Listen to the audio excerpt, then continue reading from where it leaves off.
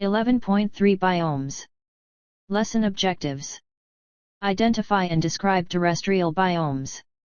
Give an overview of aquatic biomes. Vocabulary. Aphotic zone. Aquatic biome. Climate. Dormancy. Estuary. Freshwater biome. Growing season. Intertidal zone. Marine biome. Photic zone. Phytoplankton. Terrestrial biome. Wetland. Zooplankton. Introduction. If you look at the two pictures in figure below, you will see very few similarities. The picture on the left shows a desert in Africa. The picture on the right shows a rainforest in Australia. The desert doesn't have any visible plants, whereas the rainforest is densely packed with trees. What explains these differences? Figure 1. Sahara Desert in northern Africa, left. Rainforest in northeastern Australia, right. Two very different biomes are pictured here. Both are found at roughly the same distance from the equator. The two pictures in figure above represent two different biomes. A biome is a group of similar ecosystems with the same general abiotic factors and primary producers. Biomes may be terrestrial or aquatic. Terrestrial biomes. Terrestrial biomes include all the land areas on Earth where organisms live. The distinguishing features of terrestrial biomes are determined mainly by climate. Terrestrial biomes include tundras, temperate forests and grasslands, chaparral, temperate and tropical deserts, and tropical forests and grasslands. Terrestrial biomes and climate. Climate is the average weather in an area over a long period of time. Weather refers to the conditions of the atmosphere from day to day. Climate is generally described in terms of temperature and moisture. Temperature falls from the equator to the poles. Therefore, major temperature zones are based on latitude. They include tropical, temperate, and Arctic zones, see figure below. However, other factors besides latitude may also influence temperature. For example, land near the ocean may have cooler summers and warmer winters than land farther inland. This is because water gains and loses heat more slowly than does land, and the water temperature influences the temperature on the coast. Temperature also falls from lower to higher altitudes. That's why tropical zone mountain tops may be capped with snow. Figure 2. Temperature zones. Temperature zones are based on latitude. What temperature zone do you live in? In terms of moisture, climates can be classified as arid, dry, semi-arid, humid, wet, or semi-humid. The amount of moisture depends on both precipitation and evaporation. Climate and plant growth. Plants are the major producers in terrestrial biomes. They have 5 basic needs: air, warmth, sunlight, water, and nutrients. How well these needs are met in a given location depends on the growing season and soil quality, both of which are determined mainly by climate. The growing season is the period of time each year when it is warm and wet enough for plants to grow. The growing season may last all year in a hot, wet climate but just a few months in a cooler or drier climate. Plants grow best in soil that contains plenty of nutrients and organic matter. Both are added to soil when plant litter and dead organisms decompose. Decomposition occurs too slowly in cold climates and too quickly in hot, wet climates for nutrients and organic matter to accumulate. Temperate climates usually have the best soil for plant growth. Climate and biodiversity. Because climate determines plant growth, it also influences the number and variety of other organisms in a terrestrial biome. Biodiversity generally increases from the poles to the equator. It is also usually greater in more humid climates. This is apparent from the desert and rainforest biomes pictured in figure above. Climate and adaptations. Organisms evolve adaptations that help them survive in the climate of the biome where they live. For example, in biomes with arid climates, plants may have special tissues for storing water, see figure below. The desert animals pictured in figure below also have adaptations for a dry climate. Figure 3. Aloe plant and barrel cactus. The aloe plant on the left stores water in its large, hollow leaves. The cactus plant on the right stores water in its stout, barrel-shaped stems. Figure 4. Gila monster and kangaroo rat. The Gila monster's fat tail is an adaptation to its dry climate. It serves as a storage depot for water. The kangaroo rat has very efficient kidneys. They produce concentrated urine, thus reducing the amount of water lost from the body.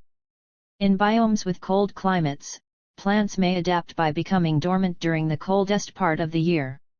Dormancy is a state in which a plant slows down cellular activities and may shed its leaves. Animals also adapt to cold temperatures. One way is with insulation in the form of fur and fat. This is how the polar bears in figure below stay warm. Figure 5. Polar bears. Thick fur and a layer of blubber keep polar bears warm in their Arctic ecosystem.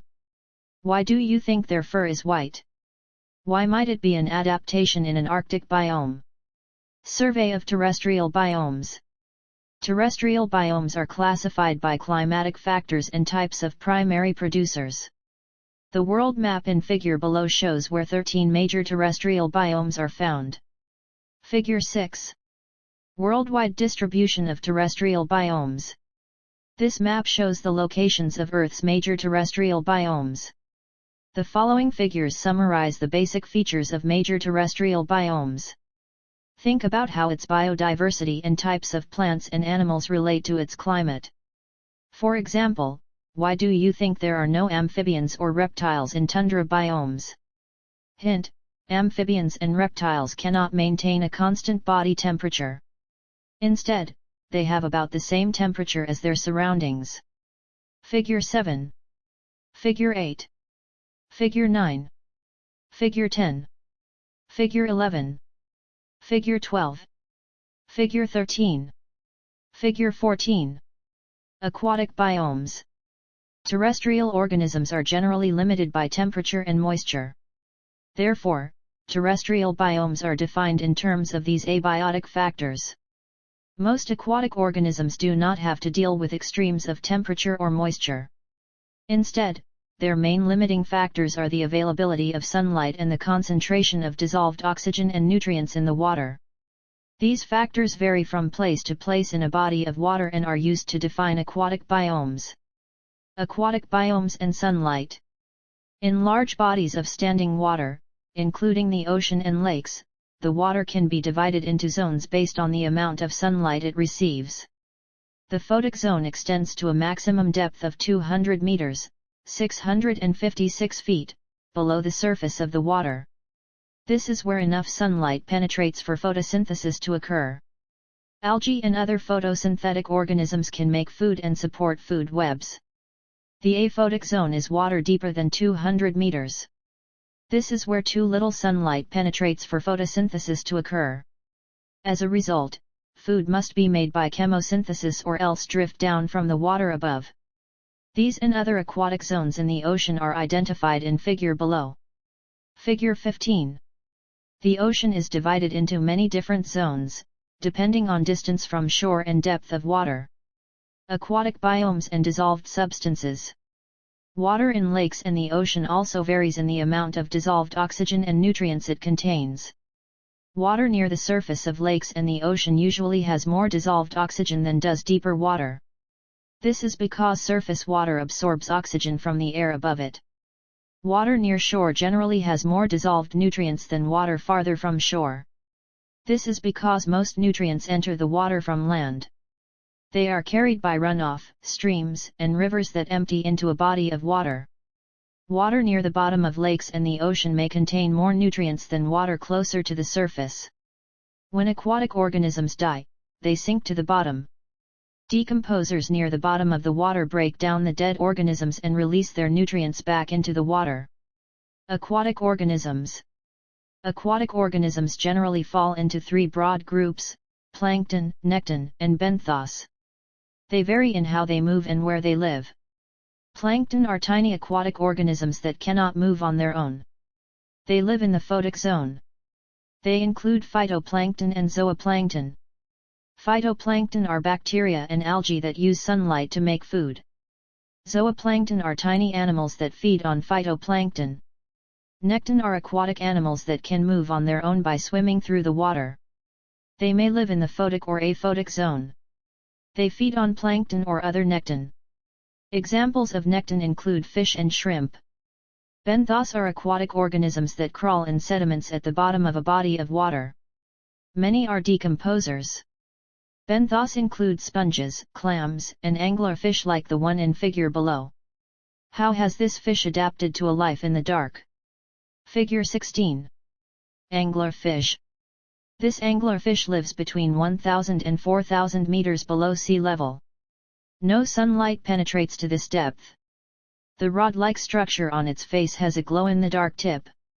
It is covered with microorganisms that give off their own light. The fish wiggles the structure like a worm to attract prey.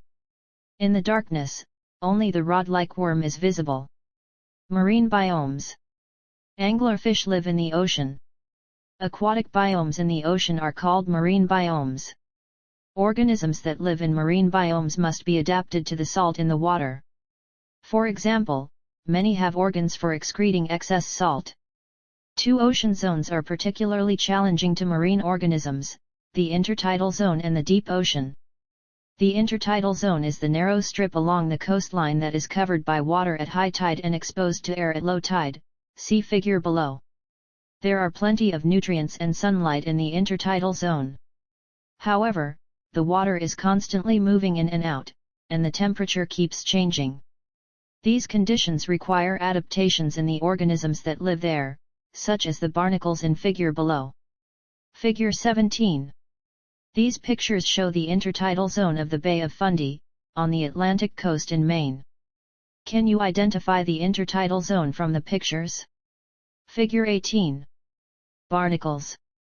Barnacles secrete a cement-like substance that anchors them to rocks in the intertidal zone. Organisms that live deep in the ocean must be able to withstand extreme water pressure, very cold water, and complete darkness. However, even here, thriving communities of living things can be found. Organisms cluster around hydrothermal vents in the ocean floor. The vents release hot water containing chemicals that would be toxic to most other living things. The producers among them are single-celled chemoautotrophs. They make food using energy stored in the chemicals. The tube worms in this chapter's opening photo depend on these chemoautotrophs for food. Monitoring marine protected areas. Is overfishing an important issue? What would happen if fish populations dwindled? Marine protected areas are no-fishing zones that have recently been established up and down the California coast, in the hope of allowing fish to breed, grow large, and replenish state waters. Scientists monitor these areas to determine if this process is working. Freshwater biomes. Freshwater biomes have water that contains little or no salt. They include standing and running freshwater biomes. Standing freshwater biomes include ponds and lakes. Lakes are generally bigger and deeper than ponds. Some of the water in lakes is in the aphotic zone where there is too little sunlight for photosynthesis. Plankton and plants, such as the duckweed in figure below, are the primary producers in standing freshwater biomes. Figure 19. The pond on the left has a thick mat of duckweed plants. They cover the surface of the water and use sunlight for photosynthesis. The cattails on the right grow along a stream bed. They have tough, slender leaves that can withstand moving water. Running freshwater biomes include streams and rivers. Rivers are usually larger than streams. Streams may start with runoff or water seeping out of a spring. The water runs downhill and joins other running water to become a stream. A stream may flow into a river that empties into a lake or the ocean. Running water is better able to dissolve oxygen and nutrients than standing water. However, the moving water is a challenge to many living things. Algae and plants, such as the cattails in figure above, are the primary producers in running water biomes. Wetlands. A wetland is an area that is saturated with water or covered by water for at least one season of the year. The water may be fresh water or salt water. Wetlands are extremely important biomes for several reasons. They store excess water from floods. They slow down runoff and help prevent erosion. They remove excess nutrients from runoff before it empties into rivers or lakes. They provide a unique habitat that certain communities of plants need to survive. They provide a safe, lush habitat for many species of animals, so they have high biodiversity. Lesson summary. Terrestrial biomes are determined mainly by climate. Climate influences plant growth, biodiversity, and adaptations of land organisms. Terrestrial biomes include tundras, temperate forests, and grasslands, chaparral, temperate and tropical deserts, and tropical forests and grasslands. Aquatic biomes are determined mainly by sunlight and concentrations of dissolved oxygen and nutrients in the water. Aquatic organisms are either plankton, nekton, or benthos. Marine biomes are found in the salt water of the ocean. Freshwater biomes include standing and running water biomes. Wetlands are extremely important biomes. They may have fresh water or salt water. Lesson review questions. Recall. 1. What is climate? How does it differ from weather? 2. What is a rain shadow? 3. How does climate influence plant growth? 4. Identify 2 types of tundra and where they are found. 5. In which biome are you most likely to find grasses, zebras, and lions? 6. What is the photic zone of the ocean? Apply concepts. 7. Compare the data for Seattle and Denver in table below. Seattle is farther north than Denver. Why is Seattle warmer? City, state. Latitude, degree N. Altitude, foot above sea level. Location, relative to ocean. Average low temperature in January, degree F. Seattle, Washington. 48. 429. Coastal. 33. Denver, Colorado. 41. 5183. Interior. 15. 8. If you were to design a well-adapted desert animal, what adaptations would you give it to help it survive in its desert biome? Think critically. 9. Explain the relationship between biodiversity and climate in terrestrial biomes. 10. Compare and contrast plankton, nekton, and benthos. 11. A developer wants to extend a golf course into a wetland. Outline environmental arguments you could make against this plan. Points to consider. You read in this lesson that wetlands have high biodiversity. In general, what abiotic factors do you think contribute to high biodiversity? Do you think Earth's biodiversity is increasing or decreasing? Why?